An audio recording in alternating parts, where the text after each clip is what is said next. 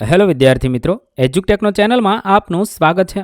આજે આપણે શીખીશું ધોરણ 6 વિષય ગુજરાતી, તારીખ 21/12/2024 આજરોજ લેવાયેલી એકમ કસોટીની સંપૂર્ણ પ્રશ્ન બેંકનું સોલ્યુશન અહીં આપણે શીખીશું. વિદ્યાર્થી મિત્રો, આજરોજ લેવાયેલી એકમ કસોટીમાં તમારી શાળામાં આપેલી પ્રશ્ન બેંકમાંથી કસોટી કાઢવામાં આવી છે. તમારી કસોટીના તમામ પ્રશ્નોના જવાબ આપેલી પ્રશ્ન બેંકના સોલ્યુશનમાંથી મળી જશે. તો ચાલો શીખીએ 21/12/2024ની એકમ કસોટીની પ્રશ્ન બેંકનું સોલ્યુશન. અહીંયા આપેલી એકમ કસોટીમાં એકમ 11 અને 12ના પ્રશ્નોનો સમાવેશ કરવામાં આવેલો છે. પ્રશ્ન નંબર 1, કોઈ પણ એક વિભાગ પસંદ કરીને તેના આધારે પ્રશ્નોના ઉત્તર લખવાના છે. વિભાગ 1માં ફકરો આપેલો છે, ફકરો વાંચવાનો છે, સમજવાનો છે અને તેના આધારે આપણે નીચે આપેલા પ્રશ્નોના જવાબ લખવાના છે. સવાલ નંબર 1, અરુણિમા શાને સોનેરી તક માને છે? જવાબમાં લખીશું અરુણિમા એવરેસ્ટ પર પહોંચવાને સોનેરી તક માને છે. સવાલ નંબર 2, અરુણિમાએ શું વિચારી એક ડગલું આગળ મૂક્યું? જવાબ લખીશું એક ડગ માંડીને હું અહીંયા પહોંચીશું, એવી પળે પાછળ નજર કરી એક કદમ આગળ માંડજે, આ વિચારી અરુણિમાએ એક ડગલું આગળ માંડ્યું. સવાલ નંબર 3, શેરપાએ અરુણિમાને પાછા ફરવાની સલાહ આપી કારણ કે? સાચો જવાબ થશે બ, પ્રાણવાયુનો પુરવઠો ઓછો થતો હતો. સવાલ નંબર 4, અરુણિમાએ એવરેસ્ટ પર પહોંચ્યા પછી કેમ બૂમો પાડી હશે? સાચો જવાબ થશે બ, ઉત્સાહમાં આવીને બૂમો પાડી હશે. સવાલ નંબર 5, માણસ મનથી વિકલાંગ ક્યારે બન્યો કહેવાય? અહીંયા ઉપરના તમામ એટલે કે હાર કબૂલી લે ત્યારે, મનથી ભાંગી પડે ત્યારે, પ્રયત્ન છોડી દે ત્યારે તમામ વિકલ્પ સાચા બનશે. ત્યારબાદ બીજો વિભાગ છે. અહીં આપેલા વિભાગમાં ગુણવંત શાહનો એક ફકરો આપેલો છે, તે વાંચવાનો છે, સમજવાનો છે અને તેના આધારે નીચે આપેલા પ્રશ્નોના જવાબ લખવાના છે. સવાલ નંબર 1, મૈત્રી ટકાવવા શું જરૂરી છે? મૈત્રી ટકાવવા માટે ત્યાગ ભાવના અને સ્વાર્થ ભાવના વિનાની વૃત્તિ જરૂરી છે. સવાલ નંબર 2, સાચા મિત્ર માટે કેવી વૃત્તિ જરૂરી છે? સાચા મિત્ર માટે કંઈક મેળવવાની વૃત્તિ નહીં પરંતુ આપવાની વૃત્તિ હોવી જોઈએ. સવાલ નંબર 3, સાચો મિત્ર અરીસો છે, કેવી રીતે? તેના માટે 4 ઓપ્શન છે. સાચો જવાબ થશે તે સાચો રસ્તો બતાવે છે. સવાલ નંબર 4, અવળે રસ્તે જતા મિત્ર અટકાવે છે? અહીં અવળે રસ્તે એટલે? તેનો જવાબ થશે અ, આપણા અવગુણો. સવાલ નંબર 5, ઓળ ગોળ થઈ જવું જેવો અર્થ ધરાવતું શબ્દજૂથ કયું છે? સાચો જવાબ થશે બ, ઓતપ્રોત થઈ જવું. ત્યારબાદ વિભાગ ત્રીજો છે. અહીં એક ફકરો આપેલો છે, ભારતની વિવિધ સંસ્કૃતિઓ વિશેનો છે. તે ફકરો વાંચવાનો છે, સમજવાનો છે, તેના આધારે પ્રશ્નોના જવાબ લખવાના છે. આ ફકરો વાંચી પ્રશ્નોના જવાબ આ મુજબ લખી શકીએ. સવાલ નંબર 1, કયું ભારતીય નૃત્ય સ્વરૂપ પંજાબનું છે? સાચો જવાબ થશે બી, ભાંગડા. 2, કયા તહેવારને રંગોના તહેવાર તરીકે ઓળખવામાં આવે છે? સાચો જવાબ થશે સી, હોળી. સવાલ નંબર 3, ભારતના સાંસ્કૃતિક ઇતિહાસ અને અસાધારણ કારીગરોની પુરાવો કયો છે? સાચો જવાબ થશે એ અને બી બંને સાચા છે. સવાલ નંબર 4, હોળીના તહેવાર વિશે ફકરાને આધારે લખવાનું છે.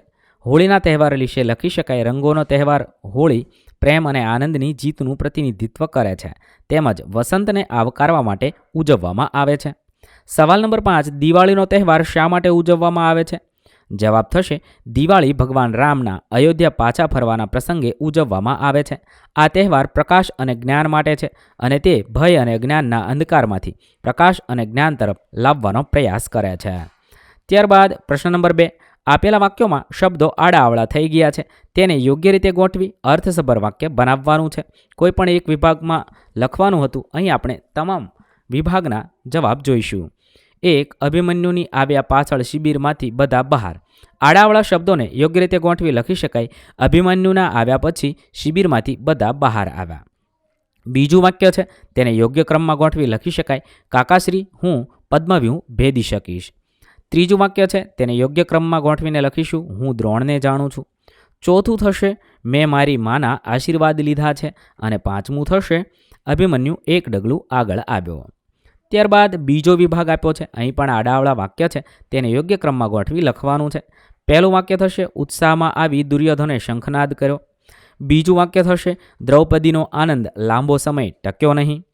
ત્રીજું વાક્ય થશે, દ્રોણે પદ્મવ્યૂહની રચના કરી છે. ચોથું વાક્ય છે, તેનો જવાબ થશે, અમે તારા પુત્રના હત્યારા છીએ. પાંચમું વાક્ય છે, તેનો જવાબ થશે, શ્રી કૃષ્ણ શિબિરના દ્વારે શાંત ઊભા રહ્યા. ત્યારબાદ ત્રીજો વિભાગ છે, તેમાં આડાવાળા વાક્ય છે, તેને યોગ્ય ક્રમમાં ગોઠવીશું. પહેલાનો જવાબ થશે દ્રોણે યુદ્ધના તમામ નિયમો એક બાજુ મૂક્યા. બીજા વાક્યનો સાચો જવાબ થશે અભિમન્યુ થોડી ક્ષણો માટે મૌન રહ્યો. ત્રીજાનો સાચો જવાબ થશે હું અર્જુન અને સુભદ્રાનો પુત્ર છું. ચોથાનો સાચો જવાબ થશે દ્રોણના ગર્વના ચૂરેચૂરા થઈ ગયા. પાંચમાનો સાચો જવાબ થશે હું ભય પામવાનું શીખ્યો જ નથી. ત્યારબાદ પ્રશ્ન નંબર 3, આપેલા વિકલ્પોમાંથી યોગ્ય વિકલ્પ પસંદ કરી વાક્ય જોડવાનું છે. કોઈપણ એક વિભાગમાં જોડવાનું છે. વિભાગ પહેલો છે, 1. કુંજ અને જિયાન મિત્રો છે. ખાલી જગ્યા એ હંમેશા સાથે જ હોય. સાચો જવાબ થશે તેથી એ હંમેશા સાથે હોય. બીજું છે, સાહેબ જ્યારે તમે મને રજા આપશો ત્યારે હું જઈશ. ત્રીજું છે, કૃષ્ણ પાંડવોની પડખે રહ્યા તેથી પાંડવો ધર્મના માર્ગે હતા. 4. સારું થયું શાળાએ આવતા વાહન મળી ગયું, નહીતર આજે મોડું જ થાત. 5. એણે લાઠી ફેંકી પણ કૂતરાને વાગી નહીં. આ રીતે આપણે યોગ્ય શબ્દ મૂકી ખાલી જગ્યા પૂર્ણ કરીશું. ત્યારબાદ બીજો વિભાગ છે, 1. અભિમન્યુને વિશ્વાસ હતો કે પોતે ચક્રવ્યૂહ તોડી શકશે. બીજું છે, તેજલને તાવ આવે છે તેથી તે શાળાએ નહીં આવે. ત્રીજું છે, તમે તો બધું જ જાણો છો એટલે વધારે શું કહેવાનું. ચોથું, હું કાલે અથવા પરમ દિવસે મામાના ઘરે જવાનો છું. 4. જો રમેશ જશે તો પરેશ આવશે. આ રીતે તમે લખી શકો છો. ત્રીજો વિભાગ છે, એની અંદર પણ આપણે ખાલી જગ્યા પૂરવાની છે. 1. તમને વિમાનમાં બેસવું ગમે કે જહાજમાં. 2. માણસ વિકલાંગ ત્યારે જ બને જ્યારે તે હાર કબૂલી લે. માહી અને રાધિકાને કબડ્ડી ખૂબ ગમે છે. 4. પહેલાં લેસન પૂરું કરો પછી રમવા જાઓ. 5. મેહુલ અંધારામાં ભૂલો પડ્યો છતાં પણ ગભરાયો નહીં. ત્યારબાદ પ્રશ્ન નંબર 4, ઉદાહરણ મુજબ રેખાંકિત શબ્દ જવાબ તરીકે મળે તે રીતે પ્રશ્ન બનાવવાનો છે. ઉદાહરણ આપેલું છે, રમાએ રવિવારે રાજુને ગુલાબી રંગની પેન આપી. તેના આધારે આ પ્રશ્નો બનાવેલા છે. રાજને ગુલાબી રંગની પેન કોણે આપી? રમાએ ગુલાબી રંગની પેન કોને આપી?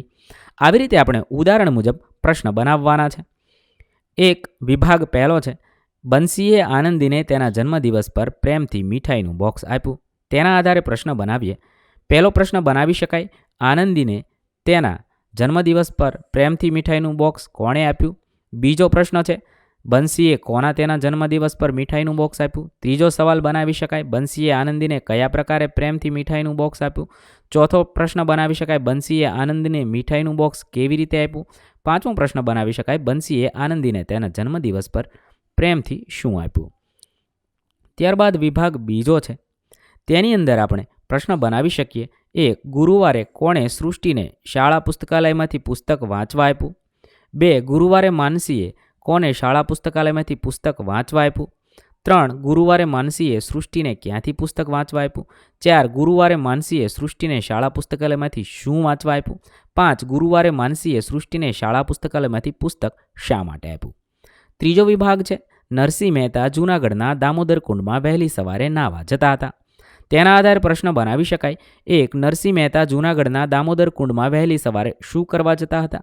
2. કોણ જૂનાગઢના દામોદર કુંડમાં વહેલી સવારે નાહવા જતા હતા. 3. નરસિંહ મહેતા ક્યાંના દામોદર કુંડમાં વહેલી સવારે નાહવા જતા હતા. 4. નરસિંહ મહેતા જૂનાગઢના કયા કુંડમાં વહેલી સવારે નાહવા જતા હતા. 5. નરસિંહ મહેતા જૂનાગઢના દામોદર કુંડમાં ક્યારે નાહવા માટે જતા હતા. ત્યારબાદ પ્રશ્ન નંબર 5, નીચે આપેલા પ્રશ્નોમાં યોગ્ય વિકલ્પ પસંદ કરી જવાબ આપો. વિભાગ પહેલો છે, 1. બાપરે કેવું અંધારું. સાચો જવાબ થશે ડર. 2. બિચારું ગલુડિયું કેટલા દિવસથી ભૂખ્યું હશે. બ. દયા. 3. ખબરદાર જો કોઈએ બચ્ચાને માર્યું તો. અહીંયા બચ્ચા ઉપર કરુણા છે પરંતુ તે બીજા લોકો પર ગુસ્સો કરે છે, તેથી ગુસ્સો જવાબ પણ લખી શકાય. 4. અરુણિમાએ દિવ્યાંગતાને પડકારી એવરેસ્ટ સર કર્યું. અહીંયા સાહસ છે. 5. કદાચ કૌરવો છળ કરીને અભિમન્યુને મારી નાખશે તો. અહીંયા સંશય છે. ત્યારબાદ વિભાગ બીજો છે, 1. અભિમન્યુ આખું પદ્મવ્યૂહ ભેદીને વચ્ચોવચ્ચ પહોંચી ગયો. અહીંયા સાહસ છે. 2. હું ઉત્તરાયણના દિવસે પક્ષીઓ ઉડતા હશે ત્યાં સુધી પતંગ નહીં ચગાવું. અહીંયા કરુણા છે. 3. અભિમન્યુનો નશ્વર દેહ જોઈ અર્જુન કશું બોલી શકવાની સ્થિતિમાં નહોતો. અહીંયા બ. શોક છે. 4. બાપરે હું આ નદીમાં નહીં નાહું. અહીંયા ક. ગભરાટ છે. 5. હે વાઘ ગામમાં આવી ગયો. અહીંયા આશ્ચર્ય છે. ત્યારબાદ વિભાગ ત્રીજો છે. એમાં પહેલું, મમ્મી પરીક્ષામાં હું પહેલા નંબરે પાસ થયો. અહીંયા ડ આનંદ છે.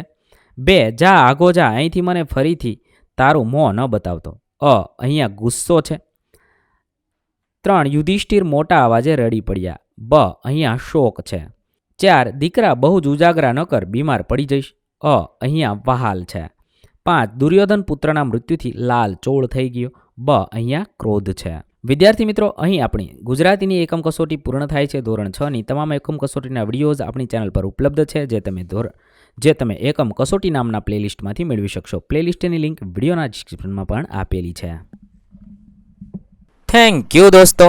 એજ્યુકટેકનો ચેનલ તરફથી વિડીયો નિહાળવા બદલ આપનો આભાર. આવા બીજા વિડીયોઝ નિહાળવા માટે અમારી યુટ્યુબ ચેનલ એજ્યુકટેકનો અત્યારે જ સબસ્ક્રાઇબ કરો. આભાર દોસ્તો.